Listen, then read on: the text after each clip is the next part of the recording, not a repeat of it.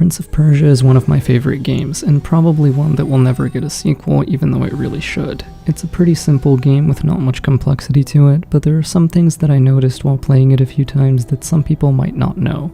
These aren't really useful or anything, and you don't really need any of them to finish the game, but they're cool to be aware of. You don't need to wait for the thief to wall up once after landing on a wall before starting a descent. Just time your block or GRIPFALL button as soon as you see him slam into the wall to grind straight down without doing the jump up. If you don't move out of the way after finishing certain movement animations like grip falling down a wall or catching a ledge, the thief will catch Elika as she comes to him. This doesn't do anything, but it's cute as fuck, and since the entire game is basically all about their bond and the way it develops through their journey together, seeing these little animations is pretty cool. Pressing the sword button or the block button will have the thief play with his sword or check his gauntlet.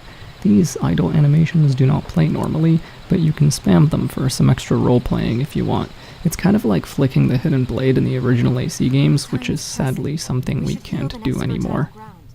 You can move on vines faster by holding the jump button as you cross them. This applies to all directions of movement on vined walls, so use it to move a little quicker on those surfaces.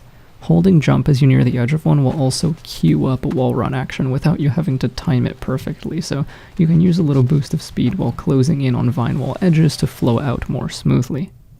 There's dialogue between the thief, Elika, and the enemies they fight, but pressing the talk button in the middle of fights will actually give you some additional unique dialogue, and if you didn't know this because you didn't think to do it, you might have missed a lot of it throughout the game.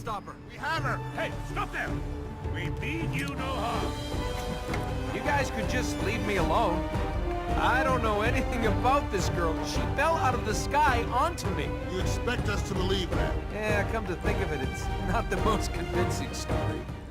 The thief and Elika get a bit more characterization as they socially and literally bounce off of their enemies and opposing boss monsters, so this is something that might actually add to your experience substantially.